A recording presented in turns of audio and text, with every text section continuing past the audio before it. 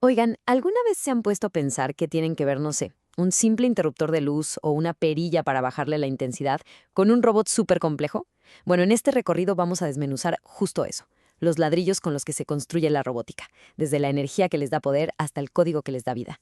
Prepárense para ver cómo las ideas más sencillas se convierten en creaciones increíbles.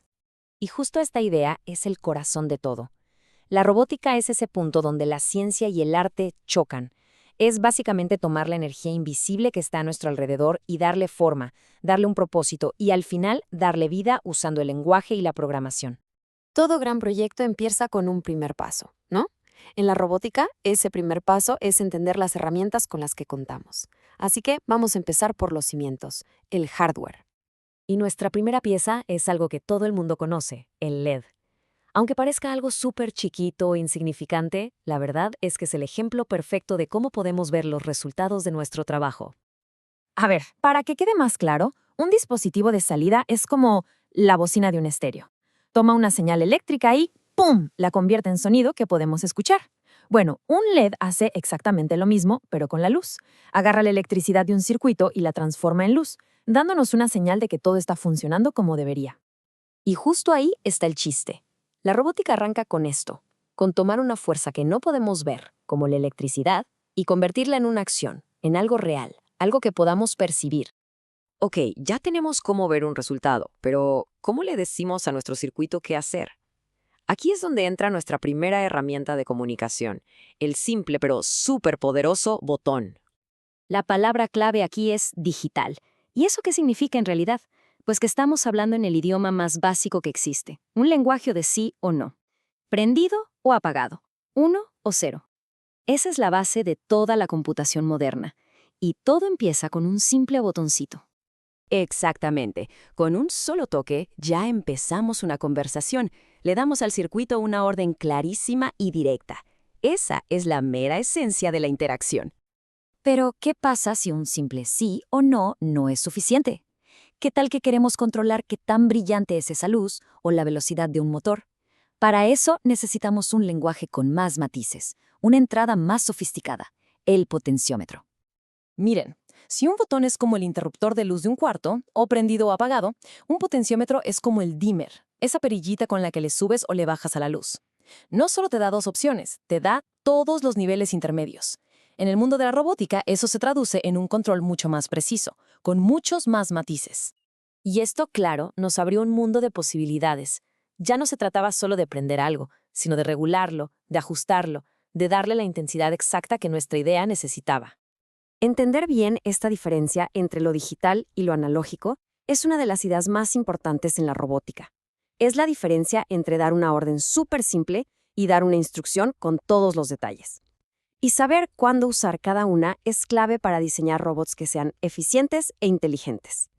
Bueno, ya juntamos nuestras piezas. Tenemos luces, botones, perillas, pero así, solitas, no son más que un montón de componentes. Para darles vida, para que trabajen en equipo, necesitamos un cerebro. Y ese cerebro es el software. Aquí es donde entra una herramienta que se llama Codecraft. Imaginen que es como programar armando Legos. Vas arrastrando y soltando bloques, y cada bloque es un comando. Al conectarlos, creas una secuencia lógica de instrucciones. Y lo más increíble es que mientras tú construyes con bloquecitos, Codecraft está traduciendo todo a C, un lenguaje de programación de verdad. Así que casi sin darnos cuenta, estamos aprendiendo a programar de una forma súper divertida e intuitiva. Y esto, la verdad, es una revelación. Programar deja de ser esa cosa abstracta y medio intimidante de escribir código y se convierte en un acto de construcción, donde cada pieza tiene su lugar y ayuda a armar una idea más grande. Ok, ya tenemos el cuerpo, que es el hardware, y el cerebro, que es el software. Ahora necesitamos las reglas del juego. Son los principios fundamentales que dicen cómo van a interactuar el hardware y el software. Piénsenlo como las leyes de la física para nuestro universo de robots. Y al final, todo se reduce a dos pilares. Primero, entender la energía. No es magia, es una fuerza que podemos dirigir y transformar.